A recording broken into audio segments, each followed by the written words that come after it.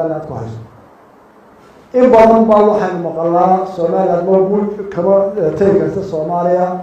iyo Soomaali way isu baahan tahay iyo walaalayaal wada su'aal waxaa yaabaa weeygan dooda ka socota Muqdisho airportkeeda shirkii ugu dambeeyay waxa lagu kala kacay steed baa joogay shirkaas lixdaas weyn ahaa labadana dhinac bay ahaayeen markii qodobadii la soo qaaday lixna waxay yidhaahdeen afar nin oo kamid ah lixdii nin isku dhinac ahaa waxay yidhaahdeen arrimaha gobolka banaadir ka dhaca xamar arrinta ku saabsan iyo madaxweynayaashii hore oo imika kuwa jooga oo dhammaantood Muqdisho ka soo jeeda arrinta Muqdisho Kismaayo iyo Garowe iyo mid kale toban kama hadli karto